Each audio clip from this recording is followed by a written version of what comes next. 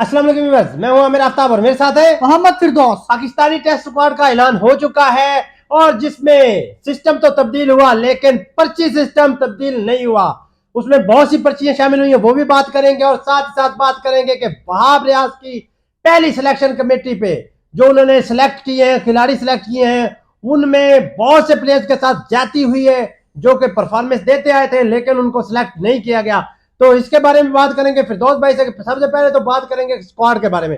जी फिरदौस भाई, कौन सा स्क्वाड हुआ है? बिस्मिल्लाहिर्रहमानिर्रहीम। तमाम व्यूअर्स को मेरी तरफ से अस्सलाम वालेकुम और उम्मीद करते हैं आप लोग खैरियत से होंगे। जी आमिर भाई, सबसे पहले अपने व्यूअर्स को स्क्वाड अनाउंस कर देते हैं। जी जी इमामुल हक, उसके अलावा अब्दुल्ला शफीक, साइम अयूब, ये जी। 3 टेस्ट ओपनर हैं। जी जी उसके अलावा कप्तान जो है शान मसूद, बाबर आजम, सऊद शकील और उसके अलावा आगा सलमान, जी ये हमारे बैट्समैन होंगे। उसके जी अलावा जी 2 विकेट कीपर्स हैं, सरफराज अहमद और मोहम्मद रिजवान। जी। 2 हमारे स्पिनर जा रहे हैं, इब्रार अहमद और नोमान अली। नुमान और 2 या 3 इन्होंने ऑलराउंडर काउंट कर रहे हैं। तीसरा भी वो जैसे ग्रेवी में नहीं मिलता, जी जी वो तीसरा ऑलराउंडर है आमिर जमाल और फहीम अशरफ, ये ऑलराउंडर जा रहे हैं, फास्ट बॉलिंग ऑलराउंडर। और तीसरा ग्रेवी ऑलराउंडर जो के हैं मोहम्मद वसीम जूनियर। जी और उसके अलावा हमारे फास्ट बॉलर्स में हसन अली, खुर्रम शहजाद, मीर हमजा और शाहीन शाह अफरीदी। जी। ये हमारी टेस्ट स्क्वाड अनाउंस की गई है आमिर ये भाई। अनाउंस की गई है और जी। सबसे पहले बात करते हैं आमिर भाई, जो मतलब सिस्टम तो तब्दील किया गया लेकिन पर्ची सिस्टम नहीं तब्दील नहीं हुआ। सही बात है फिरदौस भाई। अब मुझे ये सिर्फ बताएं, मैं वहाब रियाज से ये मेरा मतलब एक सवाल भी है। जी जी जब ये खुद मीडिया पे बैठते थे जी। तो ये कहते थे कि जनाब जब भी कोई नई सिलेक्शन कमेटी आती है तो दूसरे प्लेयर्स को वो पीछे छोड़ पीछे देती है। छोड़ देती है। सही बात अब है। मुझे वहाब रियाज बताएं कि उन्होंने जो ये सिलेक्शन की है, ठीक है, खुर्रम शहजाद फास्ट बॉलिंग उन्होंने टॉप किया, टॉप किया। वो आगे, साइम अयूब भी अच्छे स्ट्राइक रेट की वजह से आगे, मीर हमजा की भी हमें जरूरत थी, जी समझ जी में आ गया जी हमें।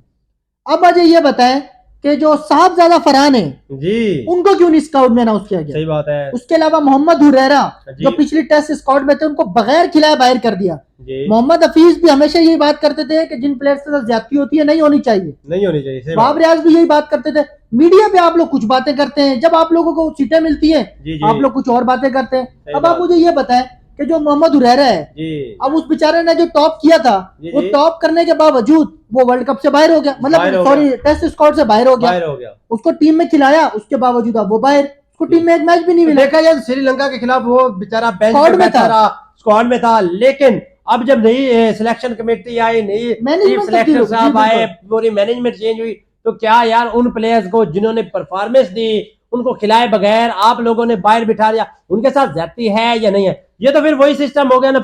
सिस्टम तो तब्दील हुआ लेकिन पर्ची सिस्टम तब्दील ना हुआ। फहीम अशरफ को भी स्क्वाड में डाल लिया गया है। लो जी, किस परफॉर्मेंस की राणा बात है? साहब है सर। राणा साहब है, सिर्फ वो जी, फाइनल जी। में 100 की बुनियाद पे, जी वो तो अंधाधुन मार रहे थे। ये हाँ। ऑस्ट्रेलिया में तो इस तरह खेल ही नहीं पाएंगे वो। सही बात।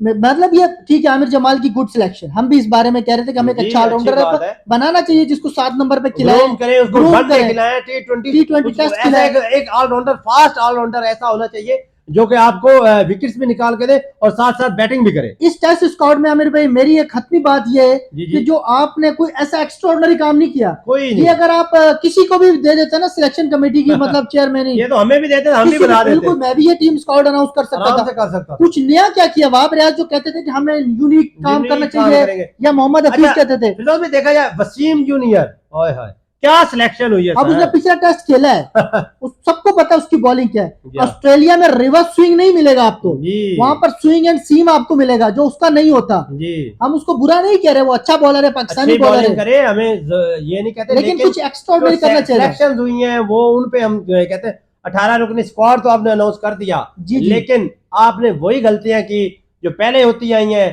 जो बेचारे बेंच पे बैठे होते थे वो अभी भी बेंच पे ही बैठे और हैं, उनको खिलाए और बगैर बाहर कर दिया। अब तो उनको बाहर कर दिया गया। अब उन पे क्या जा रही होगी कि वो बेचारे जो परफॉर्मेंस दे रहे थे, आप कह रहे हैं डोमेस्टिक हमारा स्ट्रक्चर जो है बहुत अच्छा ग्रूम हो रहा है, वहां से हम लड़के लेके आएंगे, कहाँ लेके आए? अब साहबजादा फरहान जो है वो टॉप स्कोरर है, उनको क्यों नहीं लाया गया फिर? बिल्कुल। और उसके देखा अलावा जाए- आमिर भाई अगर आप ऑस्ट्रेलिया के टूर पे जा रहे हैं, चलो ठीक जी। है, हमारे बैट्समैन कंप्लीट थे। जी मुझे सुनने में मैसेजेस आ रहे हैं जी साहिबजादा फरहान का ये मसला था जी कि जी। वो मतलब हमारे बैट्समैन कंप्लीट हो गए। जी, चलो जी। हमने मान लिया आपकी बात। सही बात। फास्ट बॉलिंग में आपने कुछ नया काम किया।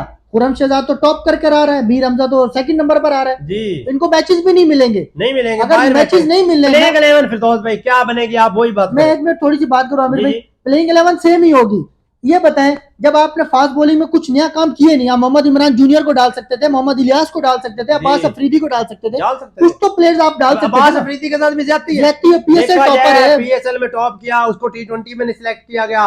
उसके अलावा कहीं पर भी उसको अगर देखा जाए तो उसको खिलाना चाहिए था। इन्होंने उधर छोटी टीम जहाँ एशियंस में, वहां पे उसको नहीं भेजा गया। इस तरह अगर आप ज्यादती करेंगे, आप कहेंगे कि हम जब हमें सीट्स मिल जाएंगी तो हम बहुत अच्छे फैसले करेंगे, वही फैसले हो रहे हैं जो आप बाहर वहां मीडिया पे बैठ के कर रहे होते थे, जो दूसरे कर रहे होते थे, वही सेम।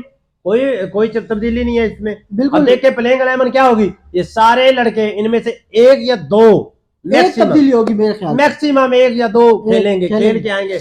उसके अलावा बाकी सारे बेंच पे बैठ के घर वापस आ जाएंगे, उनको नहीं खिलाया जाएगा। अगला पे भेजना था ना, जो नेक्स्ट सीरीज होगी, नेक्स्ट सीरीज में ये लड़के बाहर होंगे। बिल्कुल, उस वक्त नई हमारी मैनेजमेंट होगी, नई नए चेहरे मैनेजमेंट दिखाई देंगे। हमारी आवाम को जस्ट बेवकूफ बनाया जाता है जी। आमिर भाई, कि भाई अभी नया सिलेक्टर आ ट्रक की गया। बत्ती के पीछे लगाया हुआ है सबको। अब चीफ सिलेक्टर साहब आ गए हैं, अब हमारे डायरेक्टर जाओ मोहम्मद मिकी हफीज अख्तर के साहब। मुकाबले के मोहम्मद हफीज साहब हैं। भाई बिल्कुल। सर देखना, वो जहाँ पर शॉट्स नहीं लग रही होंगी, जहाँ पर रन नहीं हो रहे होंगे, वहां पर वो बनाएंगे, वो खुद जाके बना देंगे। ऐसे बिल्कुल। है मिकी अख्तर की जगह जो अब डायरेक्टर साहब आए हैं हमारे। बिल्कुल आमिर भाई, मुझे तो ये सिलेक्शन मुझे तो पसंद नहीं आई। मुझे ये लग रहा था कि न्यू मैनेजमेंट आई है, पॉजिटिव इंटेंट होगा, नए लड़के डालेंगे, नए लड़कों को वहां पर चांस दिया जाएगा।